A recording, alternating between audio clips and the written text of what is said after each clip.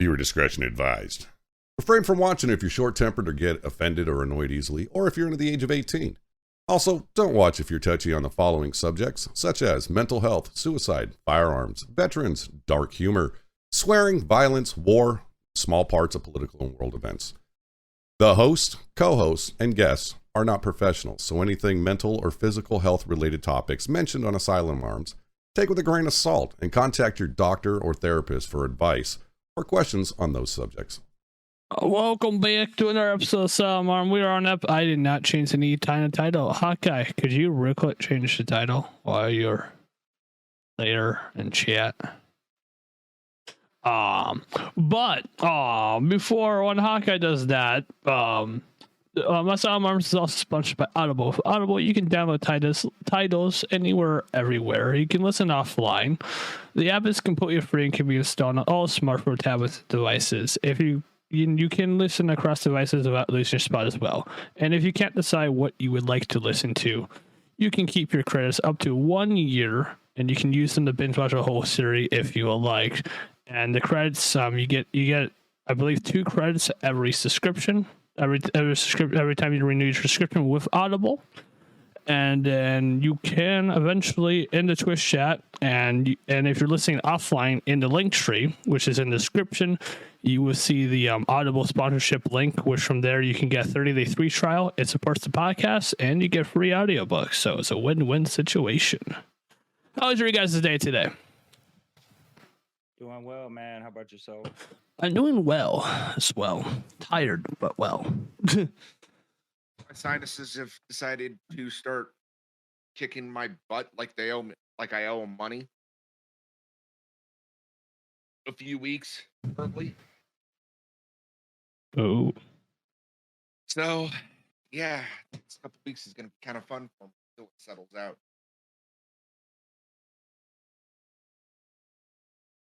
Means a lot of my recordings are going to sound like, yeah.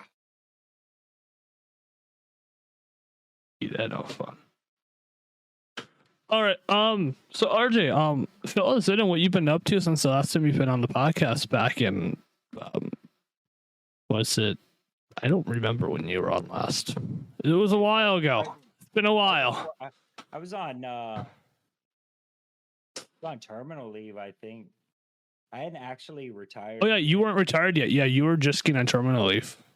Yeah, so I was working part-time. I was working part-time as a night audit for Candlewood Suites on post here in Fort Riley, Kansas. Waiting for my retirement, kind of as they call in the Army, double dipping. Come to find out, I ended up going ahead and retiring. A few things I want to share with some of the military folks out there is that one, when there's going to be a time gap, and the reason why I did this is there's a big gap. Like the Army holds your last paycheck, so you have to have like a buffer there if you're very dependent on your income. There's a gap of your pay. They hold your last pay for audit purposes. They're not going to pay your last paycheck there. Also, as well too, you want to make sure that they want to make sure that your leave, you're utilizing your leave properly, and especially utilizing PCS days and your vacation days to your advantage as well. Also, making sure that you're properly prepared.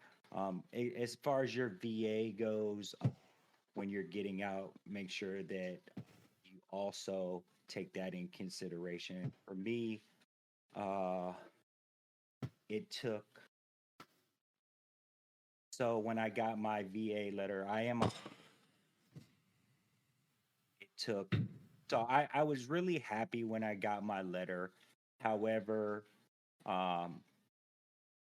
when I found out on the website and it said 100%, I was so stoked when I read the print that it said I was 100%. When I got the letter, I read the letter as I was gonna get paid the following month first, but then I realized that the VA pays you 30 days after that month. So technically it's 30 days awarded after that pay date.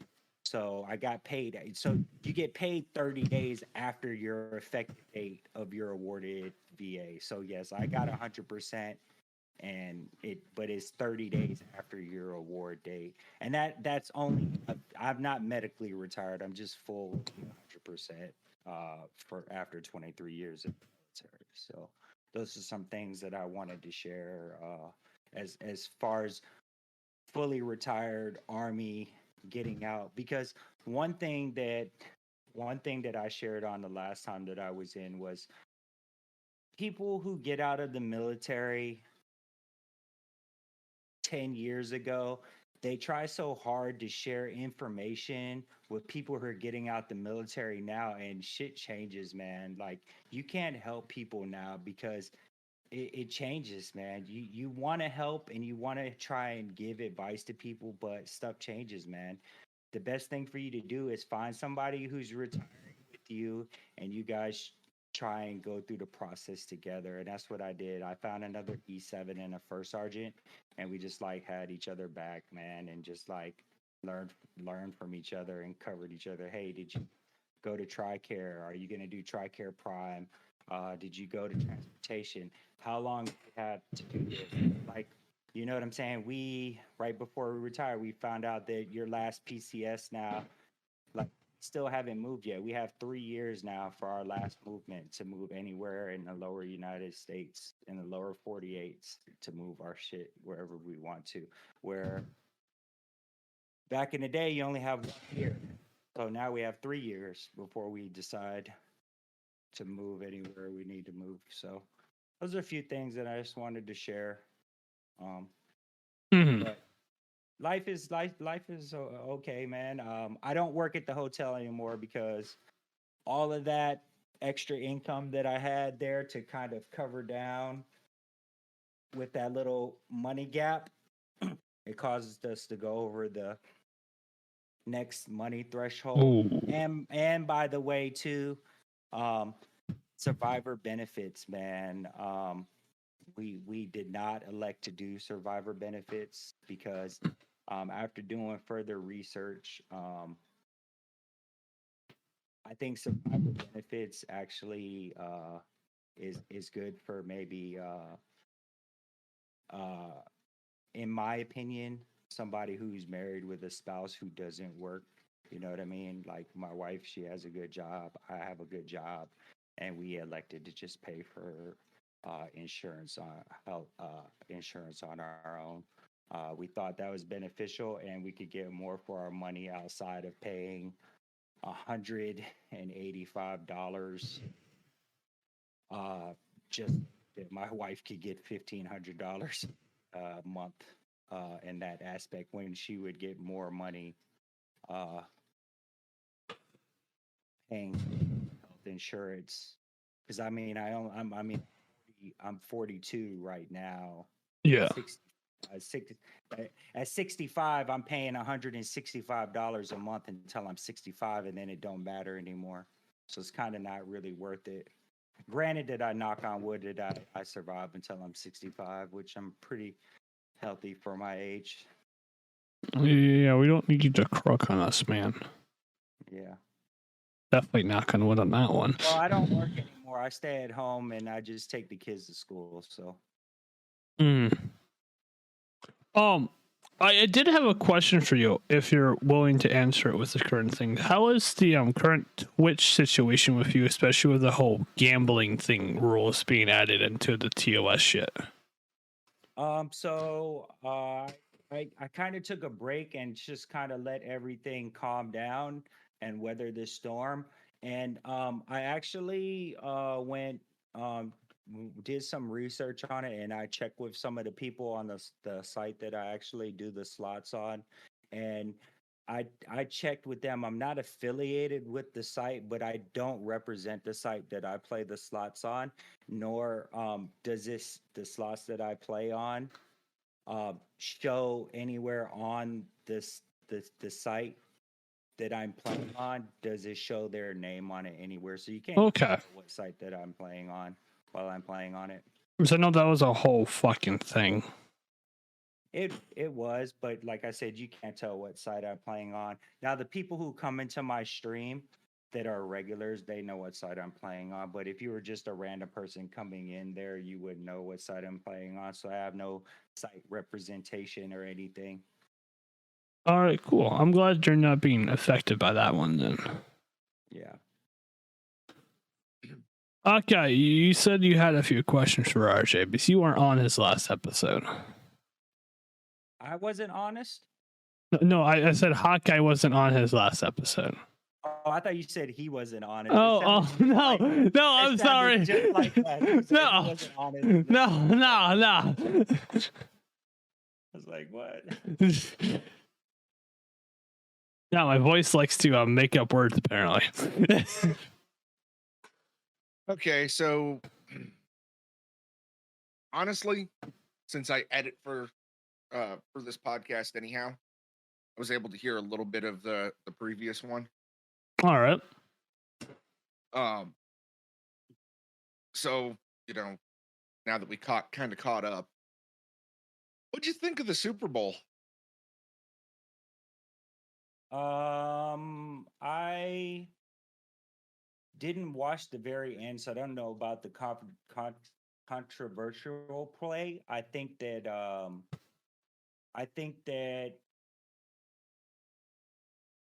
first of all, I think that Philly was the better team. I'm not sure that I'm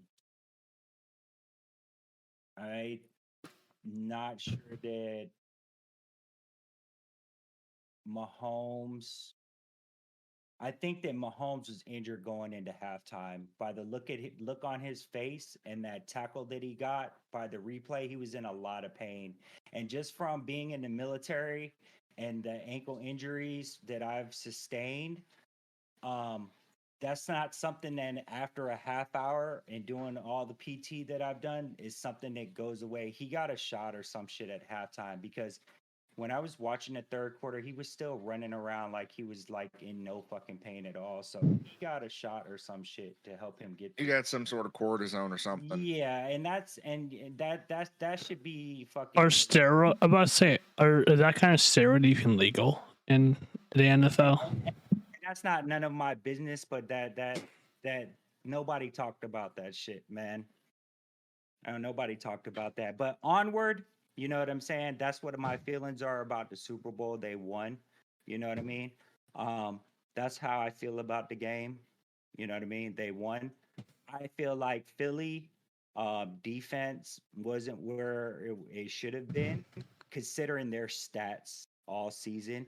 I don't feel like their Kansas City's offense is that fucking good. I mean, it seemed to me throughout the bits and pieces that I caught of it that Philly's defense, their heads weren't completely in the game. If they look at how, one of my friends, we were talking about how Kansas City has played the Bengals the past 5 times they've met. If you just look at their script that they play, it's really hard to play Kansas City.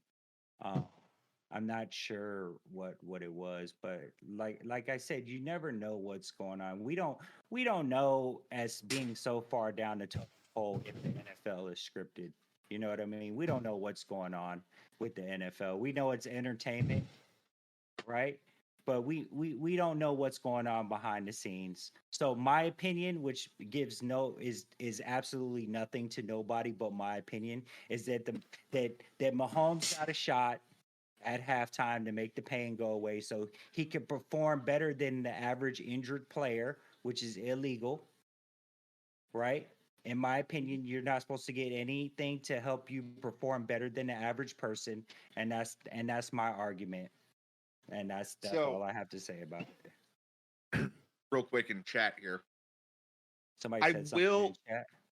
I will give you this though. Notice, um, Mahomes is a skilled player, Oh yeah, he's skilled. Yeah. and I have no doubt that your statement could actually be fact here in a few years. But Oh yeah, Are we popping steroids into NFL players now? Is that what I'm hearing? Toradol. they could have given him painkiller. They could have given him freaking cortisone, which is a anti-inflammatory steroid. I've gotten plenty of shots in my right leg to prove it. I mean, yeah, that's being put in my back, and then some. Yeah. Because I've had several injuries in my knee. Yeah, we know that one.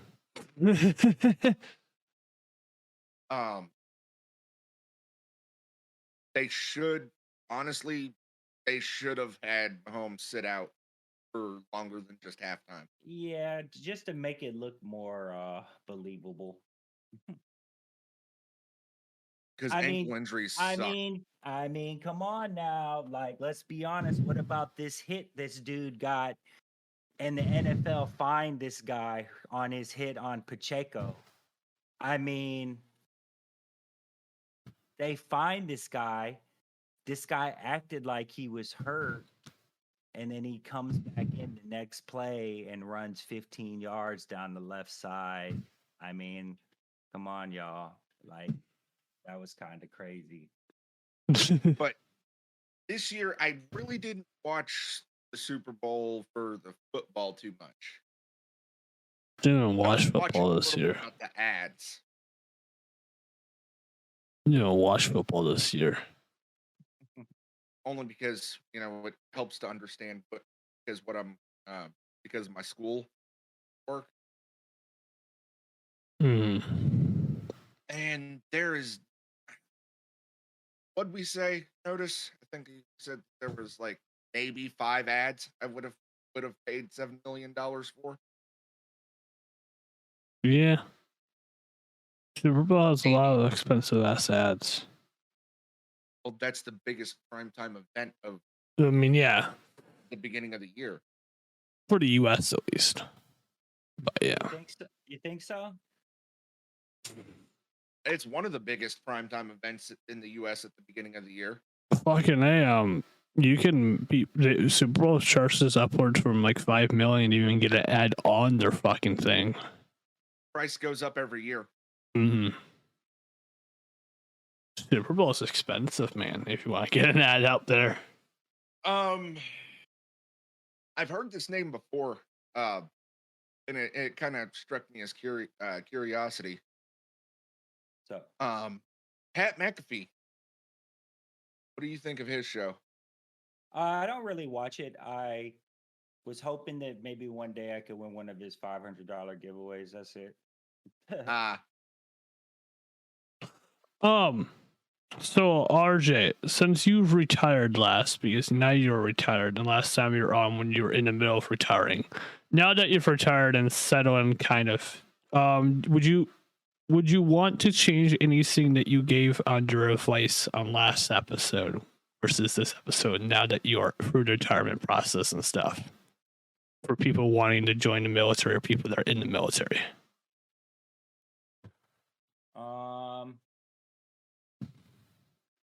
After seeing what's going on in the world now, I think the world's so opinion based, man. I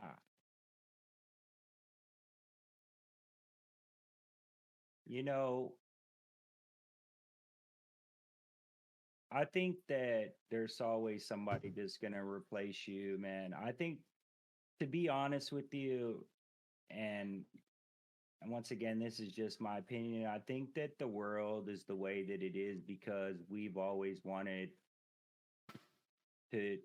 our children, man, our kids to live better than we have lived our lives, man. And that's why the way the world is, man. That's why inflation is the way that it is.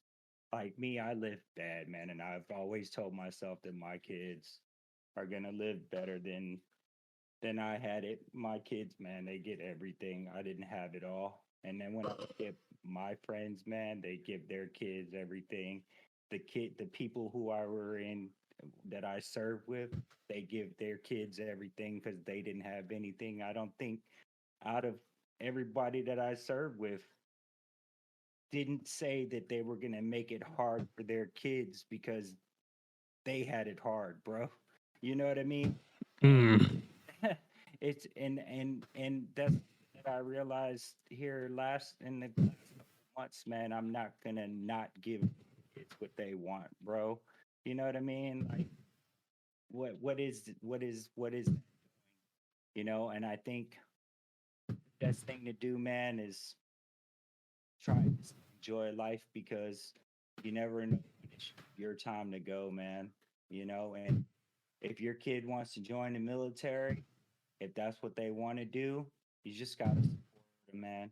Do I like it? No, but if that's what they want to do, if that's what's gonna make you gotta let them. You gotta let them spread fly, man. That was well fucking said. That was well said. I couldn't have said that one better, even if I tried. So since you've retired, I've been able to actually catch a few of your streams between like classes and stuff like that. I It's don't just get a lot. it's not nothing bad, man. Just listening to music and gambling. A few people come in there and we just laugh and joke, dude. I enjoy your streams when I get a chance to catch Oh, yeah. them. When I get a chance, I actually enjoy it. Um, how long did it take to actually make that shift? Go, okay, well, I can now focus on what I want to do on Twitch. So to be honest with you, man, I didn't really I really had trouble finding my peace in what I wanted to do, and it might not even be Twitch, right? I don't have a lot of friends, man. One of my only friends just recently passed this past weekend. I have a best friend named Marcus. He comes in the stream sometimes. He's down in Texas. I have a couple of my closer most of my friends, believe it or not, come into my stream, like, and they're not even people that I know in real life, man. They're people who I've met through Twitch that's come into my stream and hang out with me. I don't know them in person. I've just known them. They've come into my stream for the past 2.5 years. They saw me when I started playing poker on there. They've come in there and they've subbed to my channel every month, even when I've taken a break for 2 or 3 months. And now they just been there for me from the start. And now, I mean, I'm kind of like last stream, dude. I had, you know, 60 people in my stream, and I was like, whoa, what's going on? You know what I mean? So now I try and say, well, what is it that I want to do? I'm searching for coping mechanisms to um, keep myself level headed, right? And not not resorting to drugs or alcohol, man. You know what I mean? Yeah. And if right now it's too fucking cold here in Kansas to do any fishing, so I try and stream twice a week, man, for like 4 hours. I do a bonus hunt on Twitch to hang out with some of the people. I talk to my best friend. I talk to my wife. Take my kids to school during the week. My wife works night shift, man, and that's about it, man. And I might do a little bit of sports betting, and I mess around, talk some shit on Twitter sometimes, give my opinion, which doesn't really matter. You know Yeah. what I mean? That's it, man. I will say this: I'm gonna have to steal a couple of memes that I saw on your Twitter. Oh yeah. That I showed that this I posted a meme today. It was just so funny because when I came back from Poland, man, I was in some really good shape, man. And then just like the last one, like that's how I kind of look now, man. I was really, I was really fun, man. So you I meant post a couple good ones. so you mentioned you went to Poland, right? Yeah. What was your favorite thing about the Poland culture? Let's see.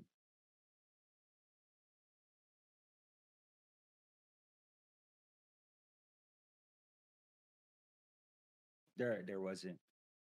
That's fair. I didn't explore anything. I was a I was in charge of the S4, so working.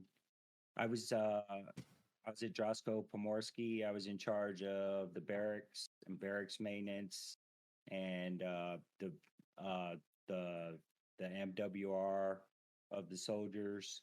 And I was working 14 hours a day, and I was going to the gym, and I was platoon sergeant, and that's all I did, dude. I bust my ass in Poland, man. I didn't have time to go out. I didn't have time to do anything, man. All I did was bust my ass over there, dude. I didn't have time to do on 4 day passes. I didn't. I think I went. Actually, you know what?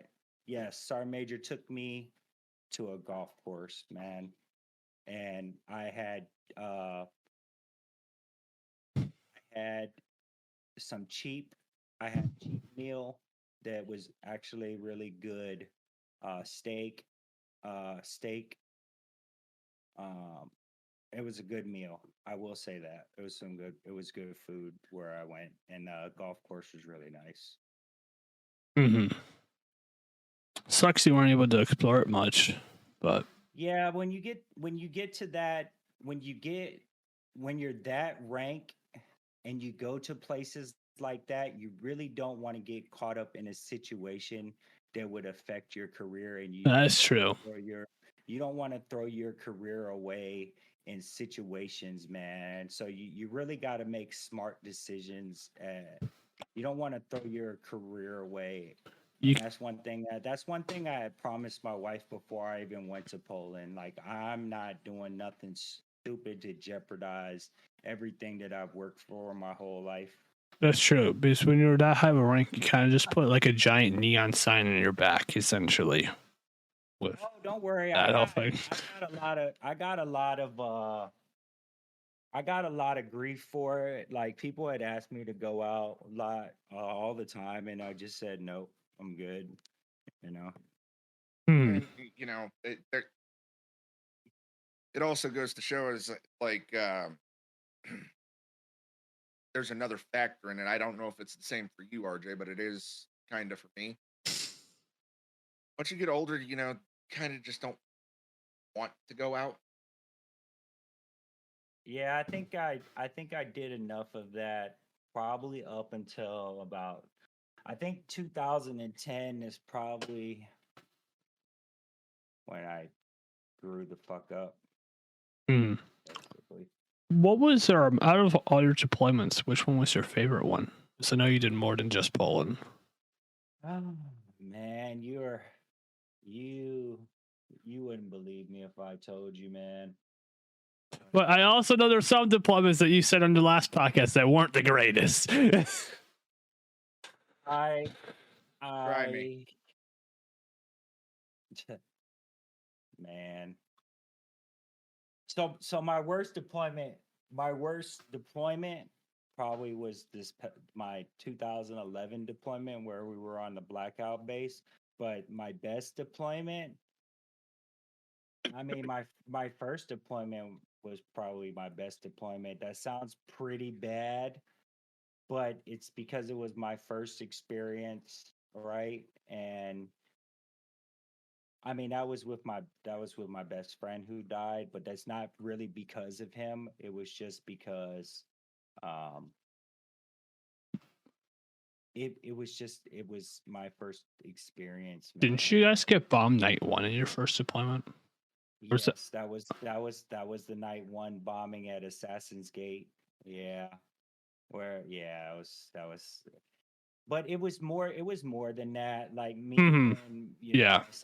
I saw Saddam Hussein when he came in, and like, I was there. I mean, I did so much that deployment, man. Like, it was crazy, man. And I saw so much, man, that I'll never forget. You know what I mean? And it was just quite quite amazing.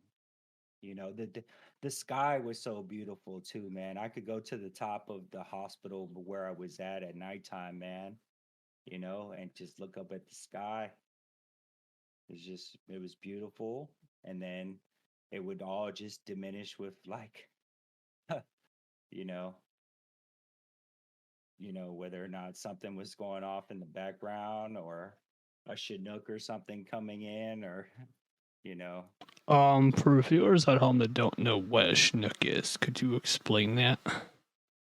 uh, it's like extended version of a helicopter, but Oh. It's a marine thing. So I used to call them flying school buses. Flying school buses. so the back of them open up in the back, but when when they would come to the hospital, they were used as uh they would evac soldiers and civilians there who needed to come to the hospital. They weren't really used as offensive. Yeah. So wait, are they similar to? So they're about the size of school bus helicopter. Are they like similar to a cargo bob then? What? Are they similar to a cargo bob then? He's I don't talking think so. GTA. Yeah, I'm talking GTA. I don't know much about helicopters. I haven't played that.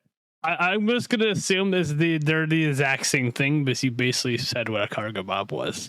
So I'm gonna assume GTA just didn't feel like naming it the real name. Probably didn't have the rights. That too. I'm just going to assume that they didn't name it. Got me gonna try and look that up and see what it looks like.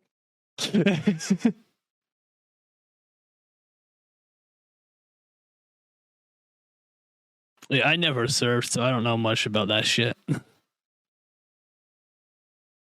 My knowledge is from video games and other veterans talking on the podcast. Gotcha. There, I sent you a Chinook. Did you? Okay. Yeah. Okay, yeah, that's literally it. Yep, yep. Okay, they're the same fucking thing. They're the exact same fucking thing. All right, never mind. Regard my question.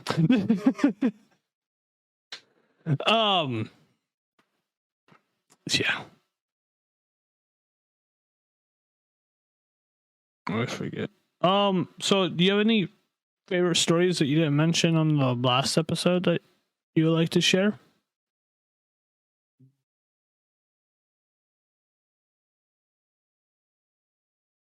Man, I don't really know, man. That's fair. I think that one important thing is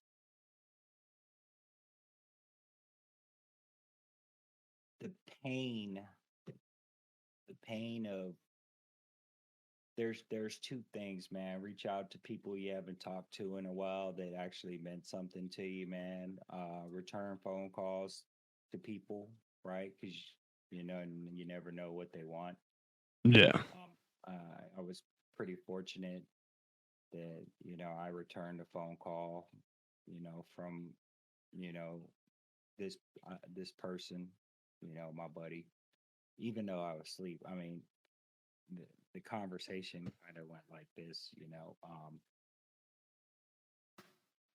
he called me at on the 27th of January at 10. It was like 10 10 10:30, 10:58 or at night. And then he I have my seat and I look like Darth Vader. That's just a joke, but Zoe is getting big and says, "Oh man, I missed the call. I called him back. He's like, "Oh man, you sleep?" He's like, "Nah, I'm just chilling or whatever." I was like, "You okay?" And I was like, "Yeah, I'm fine." He's like, "Little Zoe's getting big," and then I was like, "You all right?" He was like, "Yeah, I'm cool." He's like, "How Tanya and the kids?" I was like, "Everything's cool." He's like, "Well, carry your old ass back to sleep." Now, if I would have missed that call, I probably felt a little bit worse. You know what I mean?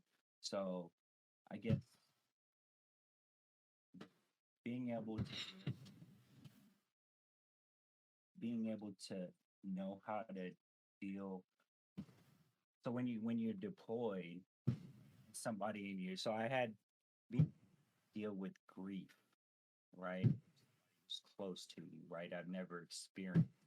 I experienced it in 2000. Sergeant Telemontes died. He got blown up. Right? He was coming out of his chew, and a rocket hit him. Right when it's like 4:30, right? The IDF alarms was going off, and a rocket hit him, and it blew up. Right, blew the bottom half of him off, but we wasn't really tight. You know what I mean? Like we chatted and stuff. Yeah, it was hurt, but that's the whole unit. The whole unit in the morning, it just creates a feeling. But when you're actually close to somebody who is who is a part of you that you spent, he was my roommate. You know what I'm saying? When we got back off of the deployment, we lived together, right? Yeah. We got a place together. You know, we got stationed in South Carolina. He got out the army. I got stationed in South Carolina. He was my best friend. You know what I mean? He, you know what I mean? Like he was my boy. You know what I mean? So being able to deal with that, there's a difference between your family and your best friend. Yeah, you consider that family, right? Being able to mourn and to distinguish what would he want you to do? Would he want you to sit here and being able to block that out, say, does he want you to sit here and cry or think about the good times that you had, and then accept the fact that people want to be there for you, like your wife, your kids, saying, "Hey, it's going to be okay. I'm here for you. I'm here for you to mourn." That's the hardest shit ever, bro. Like, I didn't want to talk to nobody. I just wanted to cry. You know what I mean? But that shit right there, if you can overcome that, it was the worst feeling in the world. It made you do crazy shit. Been under the influence of drugs, alcohol, I could see how it would have made you do some crazy shit. Luckily, I don't drink or do drugs, and so I don't think I was ever in fear of doing something like that. But I will say though, it hurt really bad, man. I was really hurt, dude. Really. But being able to control that emotion is really difficult. But if you control it, and now that I have been through it and know what the feeling is like, when it happens again, which it will happen, death will come again. I'll be better prepared for it next time. You know what I mean? Yeah. So, didn't really want to talk about that, but it has to be talked about, man. But that's what I want to talk about. You got to prepare for it, man. You got to know how to deal with death and deal with grief, man. You know what I mean? And it's hard, and people take it different ways, but it's the reality shit, man. You know what they said in We Were Soldiers? Mel Gibson said that shit the best, bro. People will die. People will die. Have you ever watched We Were Soldiers? We Were Soldiers? Oh yeah, it's one of my favorite. One of my favorite. Yeah. It was years ago, but yeah, I have. Yeah. I actually got a chance to meet Damn, I fucking one of the pilots from that story. fucking webcam is fucked up. Oh, there it goes. You gotta meet one of the pilots. That's pretty awesome. How was that, hot guy? I was in basic training. Oh, I got a pretty funny story though. I was pilots made me think of this. I was a private down there. I was a private in Fort Bliss. I had a commander named Captain Thaddeus Chase. I'll never forget him. He made our unit convoy from El Paso, Texas through Midland, Texas to Fort Hood for Warfighter. And I was guarding a tent, and some four-star general flew in from some four-star general was there visiting from Korea, and it was cold as fuck and it was raining, and his helicopter flew in and blew down the tent that I was guarding the ECP, and we had soup and shit, and his helicopter came in and blew our tent down, and the soup and shit spilled all over me, and Oh, he gave me a 4-star coin. His name was General Schwartz. I still have the coin. It has like it has an eagle head on it, and it has like the Korea, yeah, General Schwartz. I'd never forget. so That was pretty funny. so the pilot that I actually got to meet, remember the character Snake Shit? Oh yeah. Oh, I that's got to pretty meet. cool. Yeah, I got to meet Randall. Good Snake. shit. He was a pretty good actor. He's a Medal of Honor recipient.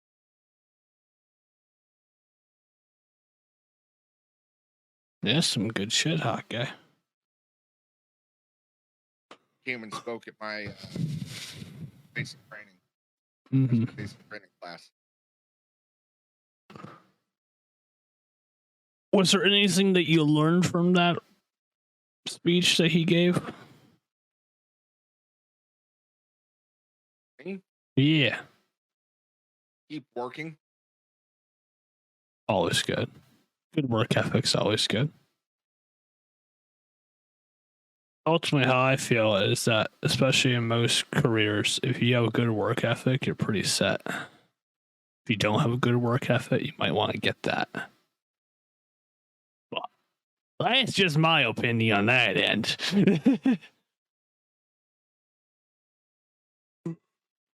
God, tired.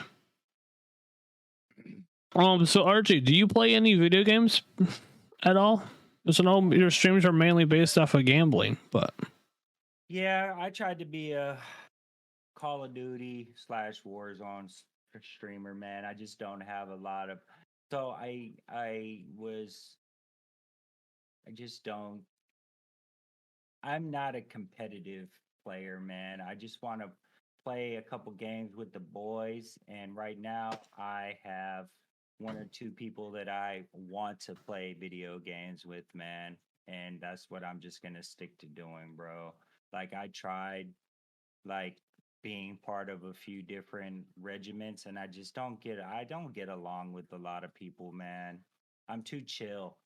You know what I mean? I'm stubborn in ways that people won't understand, man. So I just want to stick to doing what I know is just chill and gamble a little bit, and then I'll be fine with that, man. I don't want to just overdo what I have going on. So I stick to my little right now. I really am enjoying this new rebirth resurgence that they got, man.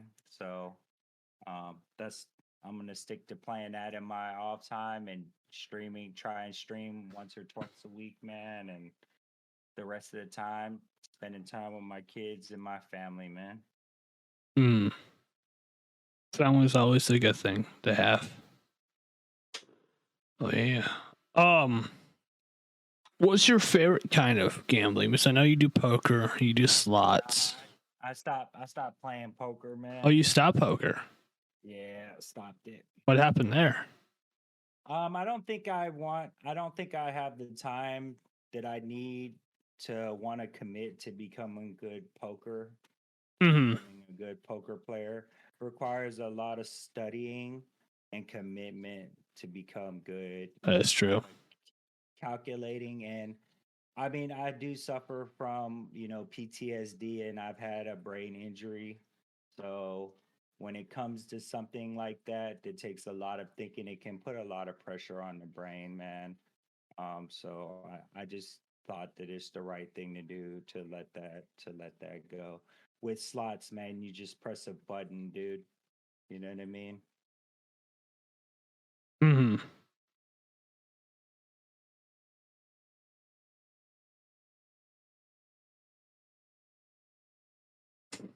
Yeah.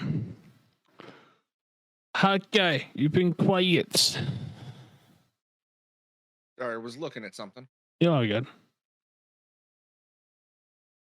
Uh, RJ, I will say this: it has been interesting to actually hear your perspective, especially coming from somebody that I'm seeing a lot of similarities. I just want to be level-headed, and if I can ask, um, what are some steps that you've taken to actually keep that going forward? To being level-headed. Yes. I try to keep an open mind and be kind of more of like a common sense type of person, man. There there has been times where I have thought about stuff and really, really, really tried to think outside of the box before I acted with emotion. Like, if you have you ever there are there are a couple different types of people, right? Say for instance, you're in a room, right, and you spill some Gatorade on the floor. You're gonna have the people who are gonna leave the Gatorade on the floor. You're gonna have the people who try and find something to wipe the Gatorade up with, whether gonna be who's gonna walk to the kitchen to get some paper towel. It's gonna be somebody who's gonna take a shirt to wipe up the Gatorade. It's gonna be somebody who's gonna try and sweep up. You know what I mean? There's problem solvers. You know what I'm saying? I'm a problem solver, bro. Like, I try and figure out what's the best way to do something, man. And everybody makes mistakes, man, but I think that I am one of those that try not to make mistakes. I try and be good at what I do. I'm not the greatest, but I try and use common sense most of the time to solve my problems, man. And I think I've been doing a pretty good job lately. I will say, man, with that most of my life I've been making mistakes, man. So it's only come by making a lot of mistakes, dude. Hmm. So I don't think we touched much on it on the last episode, but what made you want to go into the military? Military brat, man. My dad was he was in Desert Storm.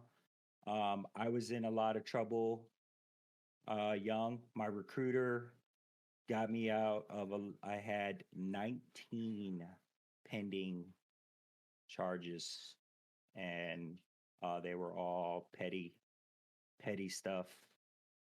And in front of the judge, my recruiter went with me to court and told him that I was going to join, and all of it got dropped. So ended up joining, went to basic training at Fort Knox, Kentucky, and then ended up going to AIT back at Fort Lee. And then the rest is history, man. And then just ended up saying, well, I like it. Might as well just stay in. Mm, And then 5 years turned into 10, 10 turned into 20. 20 turning into retirement. Yep. So how was the transition between civilian and non-civilian? Like, how did that transition go for you? Uh, well,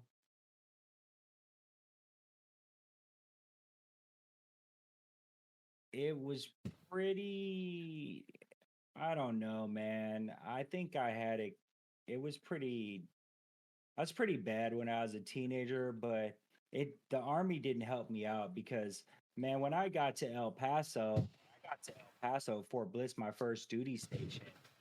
It, I was on one of the only posts in the United States where you could still drink alcohol and you were 18, man. Back in 1999, you could drink alcohol on Fort Bliss at the age of 18, dude. So I was already alcoholic at the age of 18 on Fort Bliss, bro. So I ain't gonna say there was any kind of fucking transition problem.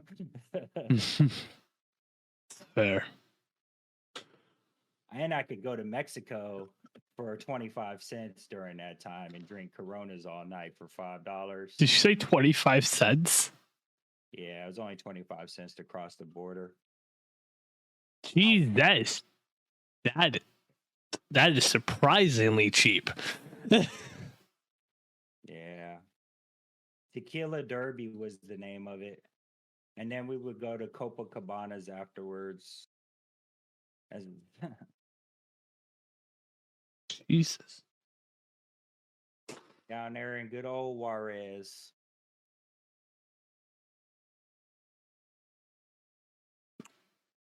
Yeah. Damn. So from your time in the military and now, is there any skills that you've taken with you that you use? I haven't really got that far yet, man. Maybe once I transition down to Texas, man, once we buy a house, man, and I have a really good resume. Unfortunately, I was lowballed here. I did apply for a couple of manager positions, but there's not really a big supply and demand here unless you want to work for the military. And I already told my wife I don't want to work for the government when I retire. So, as far as the civilian sector, I just got constantly lowballed. So, try to get to a place that has high supply and demand in the civilian sector. And right now, that's not here in the Midwest. So, So wait, what made you want to move to Texas? Texas is the best place for 100% disabled veterans, man. There's no. Oh, okay. Yeah, there's What part no of Texas are you looking at?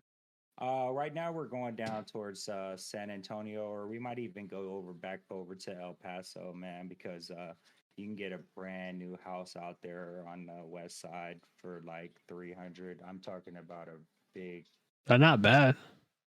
big, big house for like 350 or 400, like big.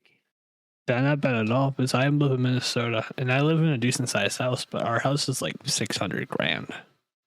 Yeah, dude. Like, and then just being here, like, by the way, like all my kids are gonna go to college for free, man. Like, the benefits are so good. Like, I mean, Texas just treats veterans so good, man. So I mean, I'd be dumb not to go down there to Texas. I'm not saying other states aren't good. I heard Florida's good. I heard Alaska's good. North Carolina's decent. Yeah, I heard there's a lot of states, but I just heard Texas is where it says now. Now, if you can afford to go to like San Antonio's expenses, Dallas. I heard there's a couple places on the outskirts of Dallas. I heard is good. North of Houston, I heard is good. I mean, we're gonna be trying to get it to Texas somewhere. We're looking at El Paso. My daughter lives north of Houston somewhere. Like my best friend is in Austin. Those are pretty expensive, cost. So we're gonna try and get down in that area somewhere. But I mean, at least if you guys are like in the same state, you guys can still work out something between hours of driving and stuff. Like meet halfway or something. I love driving, man. It's a time. It's a time where it's you and the highway, man. You can do a lot of thinking. Yeah, true.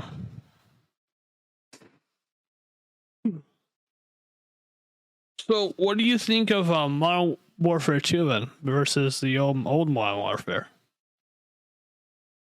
If you played the old one.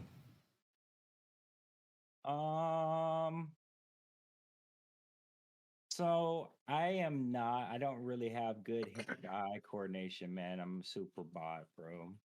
Like That's how good. I can't really give a good honest opinion. I'm pretty bad at close combat, jumping around and fucking drop shotting, man. So shipment is not your map. Yeah, so rooftop and like 100 to 200 meter like RPK type shit. I probably could get a few kills, but that close combat jumping around corners and shit probably not your guy, bro. I'm that guy, but not your guy in this situation. Yeah, at least when I So play. you're more the casual. Yeah. Just I wanting like to get on it.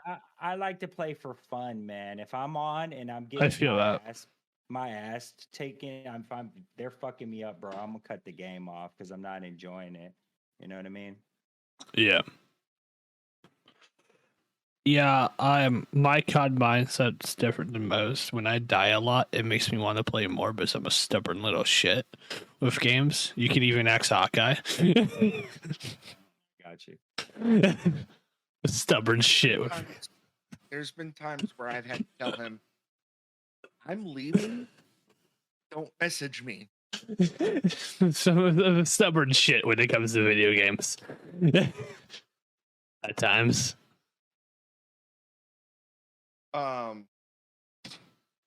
Other than COD, what are some other video games that you're interested in? So I played High on Life. That was my next game that I had downloaded. I got pretty far on that, but then I just kind of lost interest on it. I don't know if I don't even know what kind of game would interest me, man. Like it's all about what interests you. There's a game that I used to play back in the day that I used to love. It was called Dungeons and Dragons, man. D&D? Ooh. I'm in a D&D campaign. But listen, this game, I'm not talking about the most. Think about how old I am, bro. Oh, you're right. This is true. You're talking about old school D&D. This is a very older model game, and it was where you would this is the older game, right? It was a very pixelated game, man. Like right after the older Legends of Zelda type shit game, bro. You know what I mean? Like so. Most people don't believe that my first game system was the Nintendo Entertainment System. Oh, I believe you. I believe you.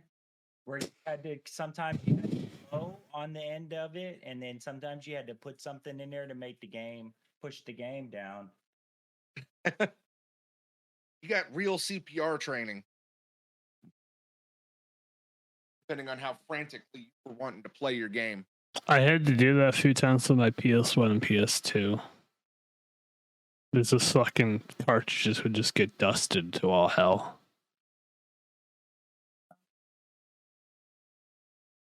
But I still got to say, one of my favorite games came from the N64.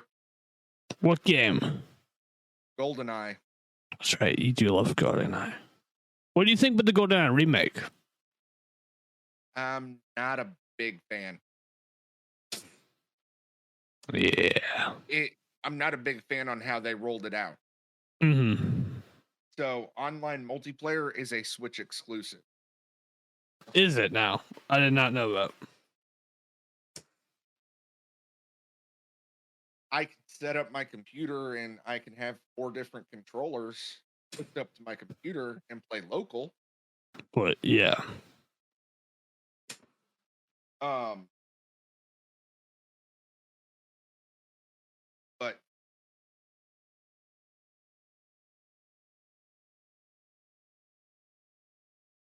But yeah, the remake of GoldenEye is not one of my favorites. It's not my top 10. Yeah. I mean, that's how a lot of remakes go. There's very few. There's some remakes that I enjoyed, but majority of the remakes are either a complete carbon copy of the old one, and there was no need in it.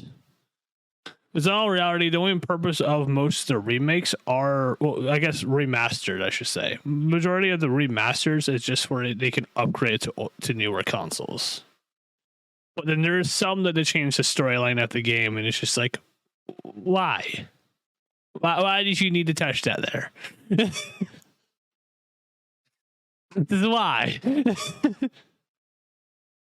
Because money makes the world go round. I mean, I know that. Fucking, they charge you as much money as a brand new video game for a game that's remastered of the carbon copy of a game. They charge you base price as a normal AAA title. So, Believe it or not, man, I joined the Army when we used to have a dot matrix printer and everything. We didn't use copying machines. We used fucking carbon paper for everything. What is a dot matrix printer?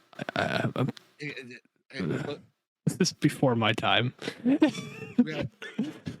we have homework. This is before my time. Officially have homework. It's my podcast. You can't give me homework. I really fucking feel old now, dude.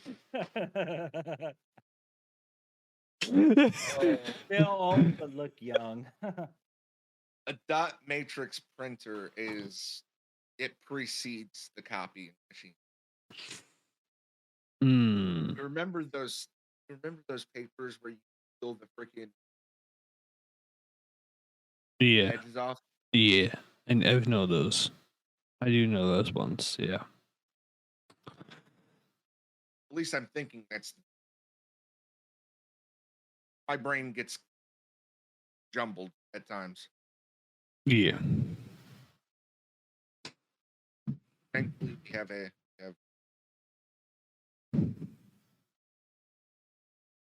thankfully we have Google? Is that what you're going to say?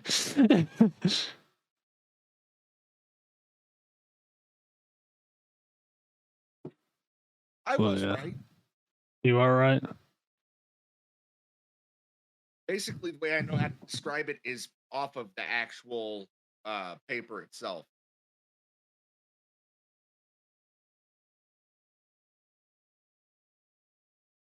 Fucking A. I'm back.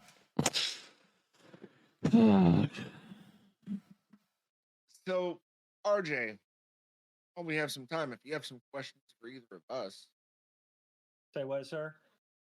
if you have some questions for either of us, feel free to. I don't know, man. I mean, I like what you guys are doing. Like, I think people should know. I just wish more. I like what you're doing. Not a lot of people do it. I just don't think people see the importance of what you're doing. You know, I don't know how many are watching, man. You know what I mean? Well, on Twitch really does fluctuate, but on our offline, we average about a little over 500 people per episode. I think it's important, man. You know,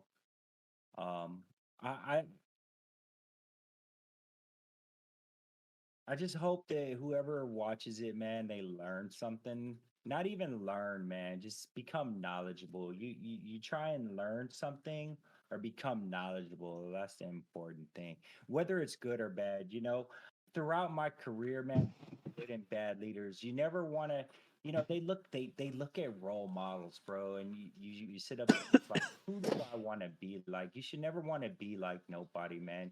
You want to take the good and you want to take what you learn from the good and bad and create your own path and be somebody that's not like nobody else, man. You know what I mean? So I hope whoever sees this and sees my first episode and my second episode just takes everything, man, and takes a bunch of knowledge, man, and just is aware of I can speak with that on so many levels. Like I I don't really look up to anyone because I just don't. But I do, what I do is that I take certain bits and pieces from people that would improve me and turn them into my own skill sets. If you know what, if that makes sense. Especially the thing I said about Yeah. kids, man. You know, and how we, how we want our kids to live better lives. You know, I just think it's important that, enjoy your life, man. We work to survive, you know, and you got to put in work, man. People aren't out, you know, and don't expect everybody to look out for you, because nobody looks out, man. I tried, you know, I struggled, man, for a while. When I struggled, nobody fucking for me, man. You know, I thought was gonna look out for me. They didn't fucking look. I was struggling. Me and my wife was struggling, man. Everybody turned their backs, man. We ain't forgetting. We are Yeah. not forgetting, bro. The one thing I've learned is that when you fall down hard, you learn on who's really there for you and who's not.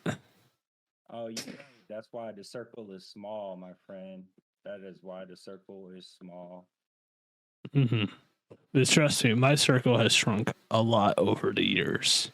Because I did hit some hard times, and I would just say a lot of people fell out of that circle after that. I keep multiple circles. Oh yeah, I remember that. That was like last year sometime, right, brother? Rex? Yeah, that was around. That was one time. Yeah. Yeah, but I appreciate you guys doing this, man. I really hope it, you know,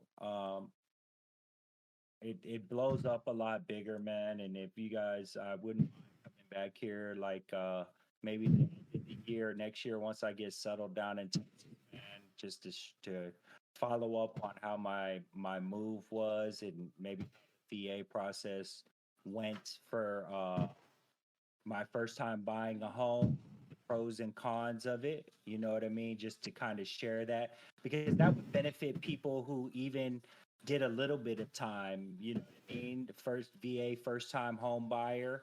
You guys could do an episode on that. I wouldn't mind sharing my experience with that because I'll be honest with you guys, I don't have fucking good credit. So if people were like, "Oh, he's got good credit," that's why this. Nah, it's not like that, man. I wouldn't mind sharing that with everybody. But yeah, I appreciate you guys having me, man. And I wish you guys the best, man. And like I said, I hope everybody enjoyed it, man. I love having you on, RJ. And speaking of, I hope everyone enjoyed it. So the reason why you were one of the people reached out to come back on episode 2 when we were doing our anniversary, although COVID happened and shit like that, so things happened with that one. But the whole reason why we had you come back is because you were one of the top voted episodes of all 30. The top what? You were in the top fucking 6 episodes, man. Top 6? Oh, cool, man. Yeah, so people do like you on the podcast until you're back on. And I always enjoyed you on because I like you on the podcast because you always say how it is. Like you don't sugar. Yeah. And I like that a lot about people. Is that when they say how it is and don't sugarcoat things, it really does show the reality of the military and the severity of some of the stuff that happens within the military. Yeah, man. I didn't go around fucking breaking down doors and man fucking going doing all this other crazy shit, man. I share the reality, man. Got no reason to lie about nothing, man. Keep it 100, bro.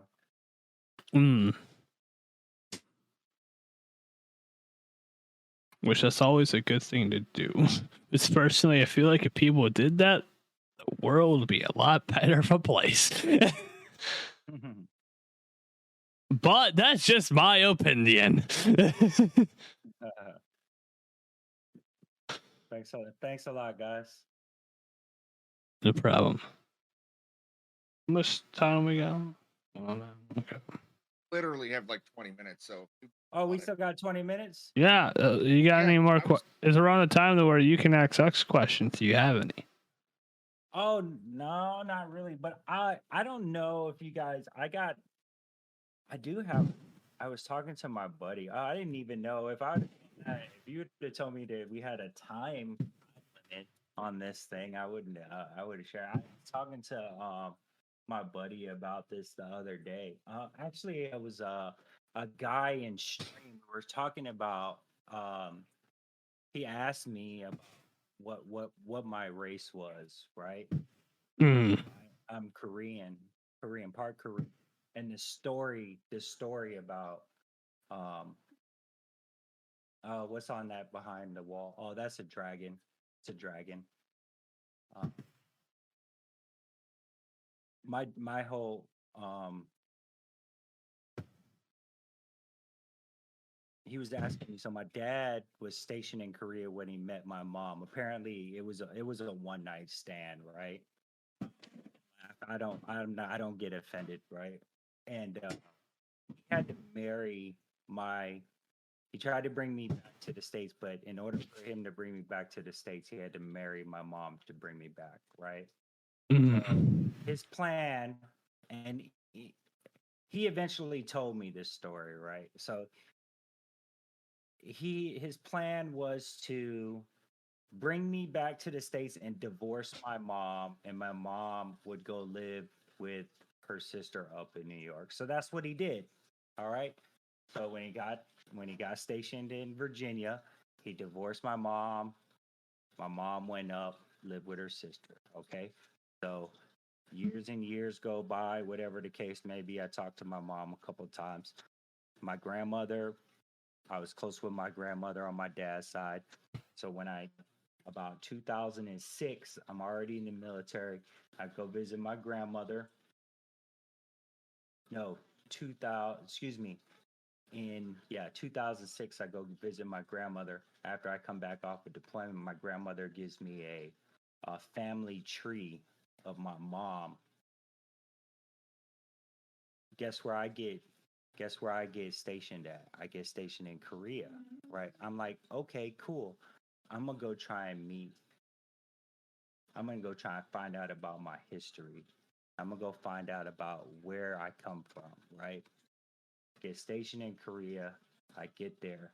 Probably like this is in like March of like '07. So I get there. I catch a cab. I don't know a lick of Korean or anything. So I go down into like Suwon. That's where my supposedly my uncle goes. My uncle lives. So I'm going to like the ghetto. I'm gonna say the ghetto of South Korea because this place was shit. Like the cab driver took me there. I knock on this like door.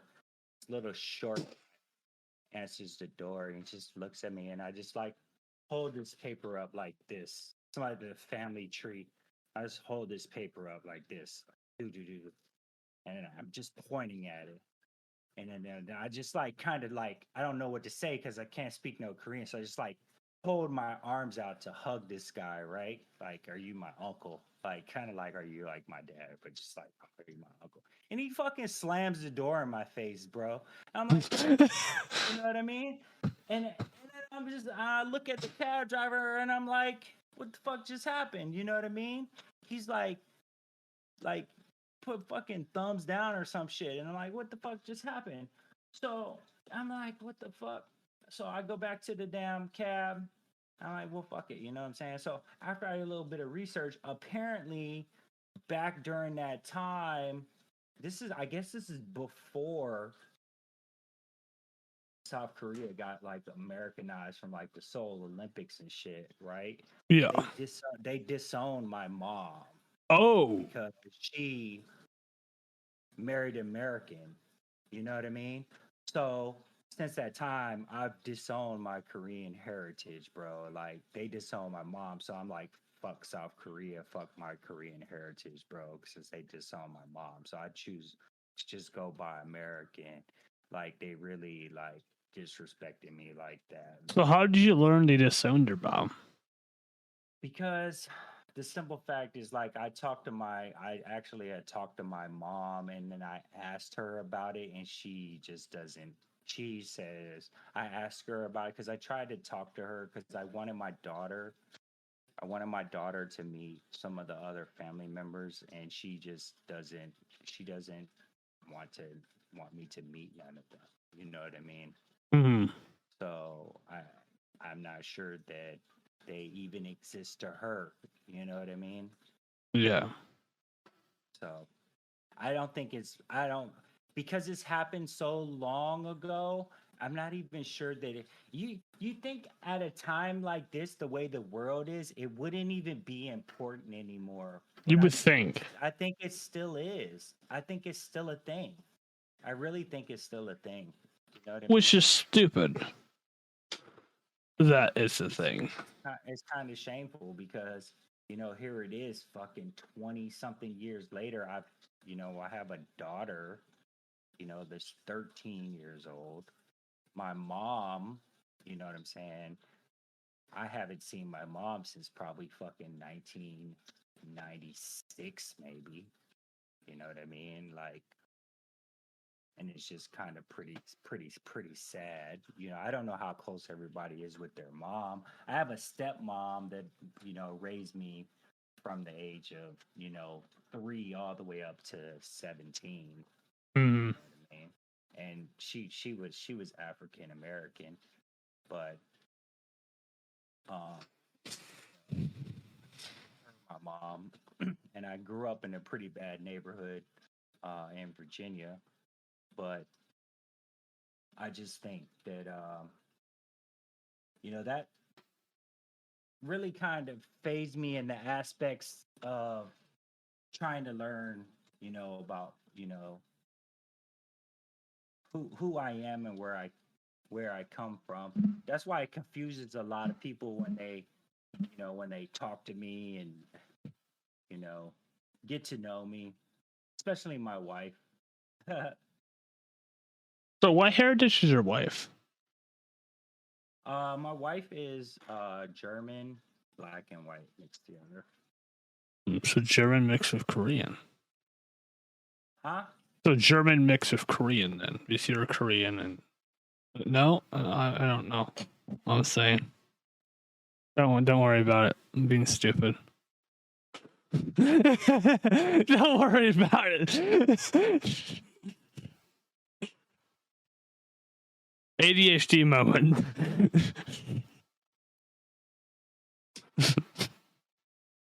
Yeah, I would definitely say that was an ADHD. Oh, welcome in, Kay. I don't know. Okay, you came in at an interesting time. Speaking of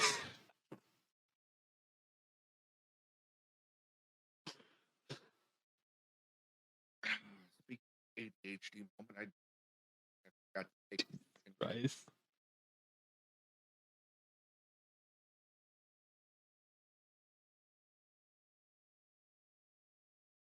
I mean, what else is new? Go. Like, Kay, what else is new? I'm always a fucking idiot. Your point? Cool. He's cool. I didn't get offended or anything, man. Always a fucking. I mean, that's fair. God, I don't know why I'm so fucking tired today. Maybe because you've been working. Maybe. It might be. It might be why. So, RJ, what is your favorite kind of dragon? My favorite dragon is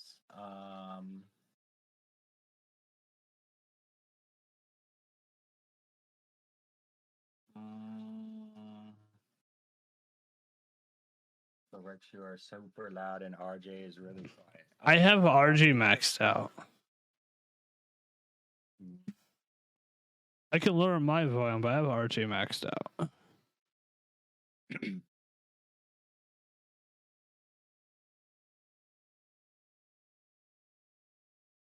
don't know, man. I don't have a specific kind of dragon.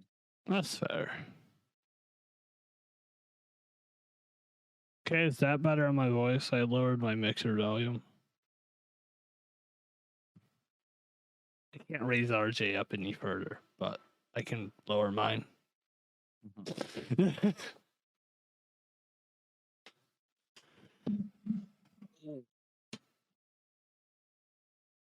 You're getting 80-degree weather on Thursday. I'm gonna get probably negative degree weather again on Thursday. RJ likes those Korean German dragons. Fucking Christ, gay. See, now here goes Kay trying to make a joke at Rex's expense. Yep. Fucking Christ. Actually, man, it probably would have been a lot funnier if I would have said that. Probably would have been a lot more funnier if I would have said that. Fucking love you, Kay. Fuck, man, I missed that one. Man. Damn it.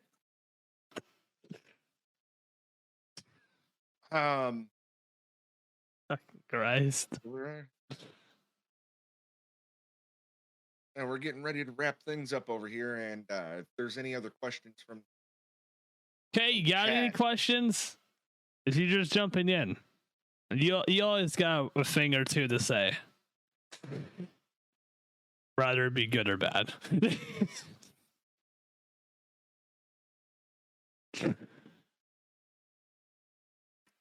Oh, I got one question. What's up? What do you guys think about the gambling streams? What is your opinion? I think people should just stream what they want, man. I think it's stupid that they took this approach on the whole gambling restrictions, in all honesty. I mean, do you see it as gambling? I mean, I'm not gambling thousands of dollars. No, I put out on you Twitch. with your shit, I put don't on- see us gambling Yeah. now. Yeah, I put out on Twitter, like, you know, who wants to participate in a bonus hunt, right? What it is it's a $50 minimum. Like, you put $50 in a pool with like a bunch of other people, and we search for bonuses, right?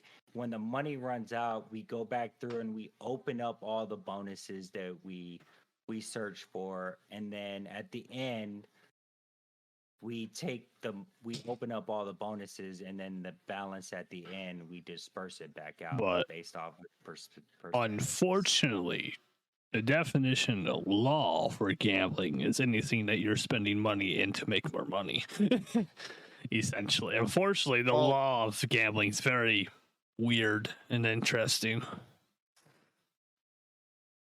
But what I'm saying is, I'm not sitting up here like taking, like these guys are spending thousands and thousands of millions of like dollars. this hardcore poker players that drop like 100,000 to $1 million per match. Yeah, I'm talking about as far as when I'm talking about gambling, I'm talking about military, retiree, like this is what I'm doing in my spare time on Twitch type ordeal. I don't care about the whole gambling on Twitch. I'm talking about from a military perspective. You know what I mean? Like military, retiree, like gambling type ordeal. Mm-hmm. I mean, yeah, I don't see anything wrong with it, man. I just feel like dumb that they're even doing this shit, but yeah. I've been doing it for like 2.5, 3 years. What about you, Hawkeye? Personally, I don't have a problem with it. Do I see where Twitch is coming from? Kind of. But at the same time, there goes that freedom of choice. Personally speaking, I'm not big into gambling myself. Or I'm not big into playing slots or anything like that. Yeah. But if I was, if I want to go watch and support a streamer, but I also want to participate, I should be able. Yeah, that's what I'm saying. If you don't like something, just don't go into their stream. You know what I mean? Or don't participate. Like, Because just RJ, you probably know better than I do. Sorry for cutting you off, but you probably know it better than I do. But what was the whole controversy with gambling even about? Because I heard about when it happened and stuff. But it's what was because like the main reasoning? unregulated gambling sites, man. And they were saying that.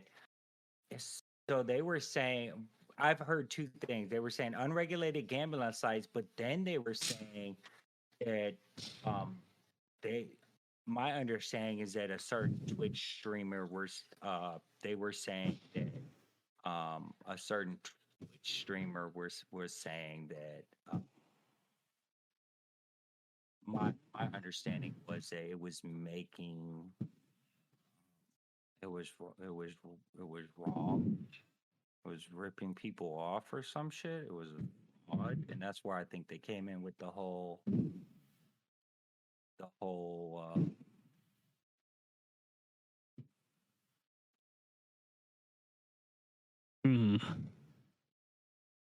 whole fucking thing.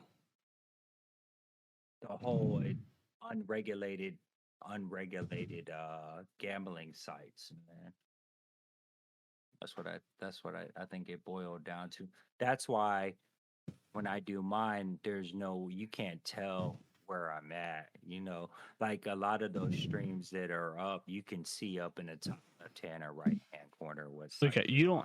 Because I think it should be okay if you just don't advertise what site you're on. Yeah. Because I also understand, because also the whole another thing that they put in that they said was because of minors watching streams. So we have 18 plus for a fucking reason. Like we also realize how easy it is to click a button. I do realize that. I do realize how easy it is to click a button.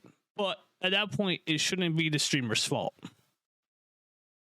You know what I mean? Good question, Kay. So, RJ. Yeah. If you had a chance to go back into the military, what would you do different? I think he asked me that last episode. I wouldn't do anything different because I wouldn't be who I am without everything that I went through, man.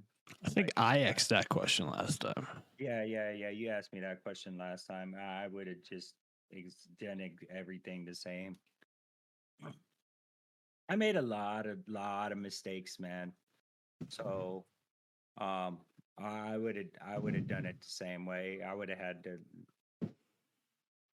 I wouldn't be where I'm at right now if I wouldn't have lived it exactly the way. Because to be honest with you, man, I probably should have died a couple times, bro. Like, to be honest with you, didn't you get blown up a few times?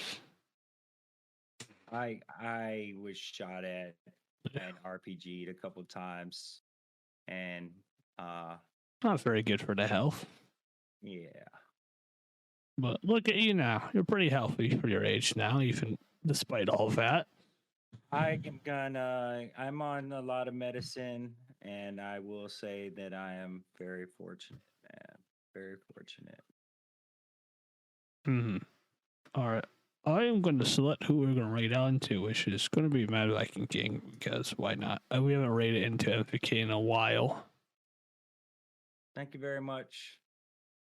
I appreciate you coming on again, RJ. It's awesome to have you on the podcast, man.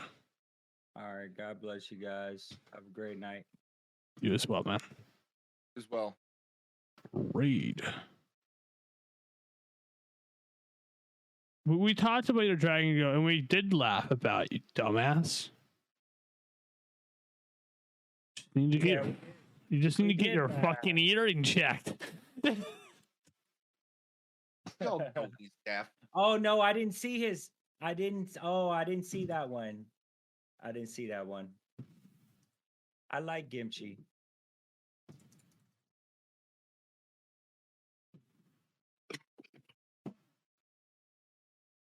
Oh shoot. Restart raid.